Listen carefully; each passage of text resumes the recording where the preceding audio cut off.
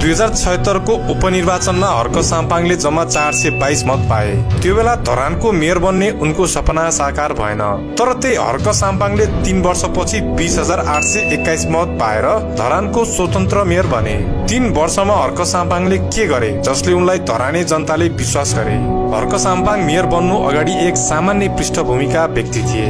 उनले अंग्रेजी र कम्प्युटरको ट्युसन पढाए, विदेशी रोजगारीमा 6 वर्ष बिताए र अटो रिक्सा व्यवसाय गरे। खानेपानीको चरम अभाव, बढ्दो भ्रष्टाचार, कालो बजारी र अतिक्रमणको विरोध गर्दा गर्दै उनी नेता बन्न पुगे। चुनाव प्रचारमा एक्लै माइकिङ गर्दै हिँड्ने उनलाई मेयरको रूपमा धेरैले पत्याएका थिएनन्। तर उनको इमानदारीता, मेहनत र जनतासँगको प्रत्यक्ष सम्बन्धले उनलाई 2079 मा मेयरको कुर्सीमा पुर्यायो। आज नेपालको राजनीतिमा हर्क साम्पाङको नाम निकै चर्चामा छ। श्रमदानको लहर धरानमा भित्राएसँगै उनको प्रशंसा र आलोचना दुवै सुरु भएको छ। ढुङ्गा बोक्ने मान्छेदेखि हर्की जस्ता शब्द उनीमाथि प्रयोग हुने गर्छन्। केहीले अब हर्क साम्पाङ नेपालको प्रत्यक्ष निर्वाचित प्रधानमन्त्री समेत बन्नुपर्ने तर्क राख्छन्। केहीले जनमतको अहंकार बढेको आरोप पनि लाउँछन्। आउनुहोस् हर्क साम्पाङ के साँच्चीकै नेपालले खोजेको जस्तै नेता हुन् त भन्ने बारे यो भिडियो सुरु गरौँ। हर्क साम्पाङ, जसको ओरिजिनल नाम हो हर्कराज राई। उनको जन्म विक्रम सम्वत 2039 फागुन 15 गते खोटाङ जिल्लाको खारतम्सामा भएको थियो। उनका पिता पूर्व ब्रिटिश गोर्खा सैनिक थिए। उनले सन् 1998 मा खोटाङको शुक्रबारे स्कुलमा एसएलसी उत्तीर्ण गरे। त्यसपछि उच्च शिक्षाको लागि 2055 मा धरान बसाइ सरे। उनले धरानको महेन्द्र मल्टिपल क्याम्पसबाट अंग्रेजी र राजनीति शास्त्रमा बीए पास गरे। ब्याचलर पूरा गरेपछि हर्क साम्पाङले धरानमा अंग्रेजी र कम्प्युटर विषयको ट्युसन सेन्टरमा शिक्षकको रूपमा काम गरे।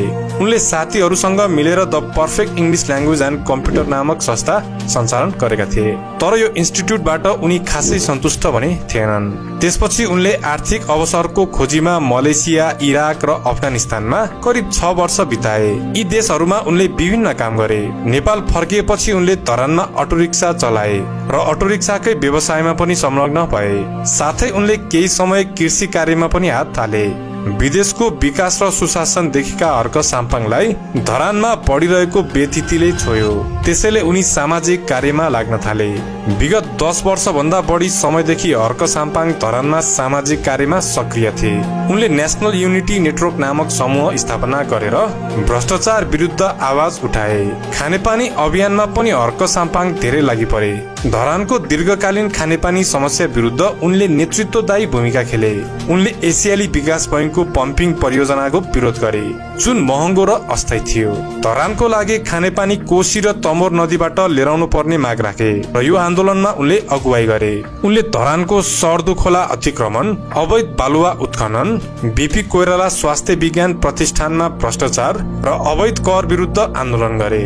सर्दु खोलाको अवैध उत्खनन विरुद्ध प्रदर्शन गर्दा उनलाई 2 पटक प्रहरीले पक्राउ पनि गरेको थियो। मदन भण्डारी राजमार्ग विरोधको आन्दोलनमा पनि उनले नेतृत्व गरे। धरान नजिकैको यो राजमार्ग निर्माणले सयौं परिवार विस्थापित हुने भएपछि उनले संघर्ष समितिको नेतृत्व गरेर विरोध गरे। यसले गर्दा समाजमा उनको छवि बलियो बनायो। त्यसपछि उनले अब राजनीतिमा आउने आँट गरे। मेयर तारा सुब्बाको निधनपछि भएको धरानको उपनिर्वाचनमा हर्क साम्पाङले स्वतन्त्र उम्मेदवारको रूपमा भाग लिए। तर उनले केवल 422 मत प्राप्त गरे र 5औं स्थानमा रहे। त्यसपछि पनि हर्क साम्पाङले हिम्मत भने हारेनन्। उनले हर्क साम्पाङ अ रिभोल्युसन नामक फेसबुक पेज मार्फत आफ्नो विचार र आन्दोलनलाई जनतामाझ पुर्याए। उनको सिम्पल जीवनशैली र खुला संवादले धरानवासीको मन जित्यो। 2079 मा भएको स्थानीय निर्वाचनमा उनले स्वतन्त्र उम्मेदवारको रूपमा लौरो चुनाव चिन्ह लिएर भाग लिए। उनले नेपाली कांग्रेसका किशोर राईलाई 4762 मतले पराजित गरेर 20,821 मत प्राप्त गरी मेयर बने। उनको निर्वाचन अभियान न्यून खर्चिलो र एकल थियो, जसमा उनी एक्लै माइकिङ गर्दै हिँड्थे। आफ्नै अटोमा प्रचार गर्दै हिँडेको उनको कैयौं भिडियो भाइरल भए। त्यसैले उनलाई 2079 को चुनावले धरानमा मात्र होइन, सिङ्गो नेपालमै पपुलर बनाइदियो। 2079 मा धरानको मेयर पदमा आएपछि उनको चर्चा र आलोचना दुवै बढ्न थाल्यो। धरान उपमहानगरपालिकाका मेयर हर्कराज राई स्वयंसेवी अभियान र खानेपानी परियोजनाका कारण लोकप्रिय भए। उनी मेयर भएपछि के कस्ता काम भए यसको चर्चा गरौं। खानेपानी परियोजनाको सफलता। कोकाहा खोलाबाट पानी लिएर आउने उनी पहिलो मेयर हुन्। हर्क साम्पाङको नेतृत्वमा धरानको दीर्घकालीन खानेपानी समस्यालाई सम्बोधन गर्न कोका खोलाबाट 42 किलोमिटर पाइपलाइन बिछाएर स्वच्छ पिउने पानी लिएर आइयो। यो परियोजना 98 दिनमा पूरा भएको थियो, जसमा स्वयंसेवी श्रमदान र जनसहभागिताले ठूलो भूमिका खेलेको थियो। यो प्रोजेक्ट गर्न उनले नगरपालिकाको बजेट होइन, स्थानीयको श्रमदानको मद्दत लिए। यही प्रोजेक्ट गर्दै गर्दा उनले धेरै नेताहरूलाई समेत ढुङ्गा बोक्न धरान आउनु भन्न थाले। हर्क साम्पाङ धरानका त्यस्ता मेयर हुन् जसले स्थानीयवासीलाई श्रमदान गर्न प्रेरित गरिरहे। के श्रमदान गरेर देश बन्छ वा स्टन्ट गरेर देश बन्छ भन्ने धेरै छन्। जसले गफ मात्रै हान्छ उसले मात्रै देश बनाउला भनेर कुर्नु मूर्खता हो। मेयर नेतृत्व र म्यानेजमेन्ट गर्ने पद हो, त्यसैले मेयरले ढुङ्गा बोक्न जान हुँदैन भन्ने तर्क पनि धेरैले गरे। तर एउटा लिडरले गर्नुपर्ने भनेको सिस्टम बनाउने हो। हर्क साम्पाङले पनि सायद यही गर्दैछन्। बिस्तारै श्रमदान गरी सानो सानो कुरा मिलेर गर्ने बानी बस्यो भने नगरको विकास चाँडै हुन सक्छ। अब सबै प्रोजेक्टलाई बजेट खुर्ने हो भने वर्षौं लाग्न सक्छ। हर्क साम्पाङको यो कामलाई अपरिपक्व र खानेपानी समस्याको अस्थायी समाधान भनेर धरानका अन्य जनप्रतिनिधिको आरोप छ। तर अहिलेसम्म पनि कुनै पनि सरकारले धरानमा खानेपानीको लागि ठूलो आयोजना पार्न सकेको छैन। हर्क साम्पाङ स्वतन्त्र मेयर हुन् र कुनै पनि ठूलो राजनीतिक दलसँग उनको औपचारिक सम्बन्ध छैन। नेपालको राजनीतिक परिदृश्यमा केन्द्रीय सरकारले प्राय आफ्ना समर्थक वा गठबन्धनका स्थानीय तहलाई प्राथमिकता दिने गर्छ। हर्क साम्पाङको स्वतन्त्र छवि र केन्द्रीय नेताप्रतिको आलोचनात्मक दृष्टिकोण, जस्तै राष्ट्रपति र प्रधानमन्त्रीको तस्बिर हटाउने कार्यले उनलाई सरकारले पनि सहयोग नगरेको देखिन्छ।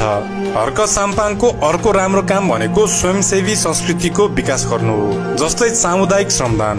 हरेक शनिबार उनले स्वयंसेवी अभियान चलाएर खानेपानी परियोजना, सरसफाई र अन्य विकास कार्यमा स्थानीय समुदायलाई संलग्न गराए। अफ्रिकाको एउटा देश रवान्डा पनि श्रमदानको एउटा राम्रो उदाहरण हो। रवान्डाका प्रेसिडेन्ट कागामेले देशभर श्रमदानको लहर लिएर आए। यसले रवान्डाको विकासमा ठूलो भूमिका खेल्यो, विशेष गरी सडक, स्कुल र अस्पतालहरूको निर्माणमा। कुनै समय नरसंहारले निकै पछाडि रहेको रवान्डा अहिले अफ्रिकाकै सबैभन्दा धेरै विकासोन्मुख देश बनेको छ। वातावरण संरक्षणमा पनि हर्क साम्पाङले राम्रो काम गरेका छन्। उनको कार्यकालमा 6 लाख बिरुवा रोप्ने अभियान सुरु भएको दाबी छ, जसले वातावरण संरक्षणमा योगदान पुर्यायो। विश्व रेकर्ड बुकबाट खानेपानी परियोजना र स्वयंसेवी कार्यका लागि सम्मानित पनि भए। हर्क साम्पाङको सादगी जीवनलाई पनि धेरैले प्रशंसा गर्ने गर्छन्। मेयरको सुविधा स्वरूप उपलब्ध लग्जरी गाडी बेचेर सडक मर्मतका लागि रोलर मेसिन किन्ने प्रस्ताव पनि गरे उनले। तर यो कुरा नीतिगत नहुने भनेर गाडी बेचिएन। अधिकांश समय मेयर हर्क साम्पाङ आफ्नो पल्सर एनएस बाइकमा सवार गर्छन्। अफिसको काममा कतै निस्किँदा पनि उनी बाइक नै चढ्छन्। एउटा उपमहानगरपालिकाको मेयरले यतिको गर्नु चाहिँ राम्रै उदाहरण हो। उनले सरकारी सम्पत्तिको सदुपयोग र दुरुपयोगको राम्रो उदाहरण दिएका छन्। यी त भयो हर्क साम्पाङका केही राम्रा कुरा। अहिले केही मान्छेहरूले हर्क साम्पाङ जस्ता व्यक्ति नेपालको प्रधानमन्त्री हुनुपर्ने भन्दै आएका छन्। तर नेपालमा यस्तै पपुलारिजमको कुरा समस्याको रूपमा देखा पर्दैछ। उसलाई प्रधानमन्त्री बनाउनु पर्छ भनेर उचालिन्छ। रवि लामिछानेलाई पनि नेपाली जनताले नै प्रोत्साहन दिएर राजनीतिमा तानिए। तर रवि लामिछानेले सोचे जस्तो नेपाली राजनीतिमा परिवर्तन लिएर आउन सकेका छैनन्, वा भनौं अहिलेका नेताहरूले यस्तो चाहँदैनन्। हर्क साम्पाङ हाल धरान उपमहानगरपालिकाका मेयर छन् र उनले स्थानीय स्तरमा उल्लेखनीय लोकप्रियता हासिल गरेका छन्। यद्यपि नेपालको संविधान र राजनीतिक प्रक्रिया अनुसार उनी सजिलै प्रधानमन्त्री बन्ने सम्भावना छैन।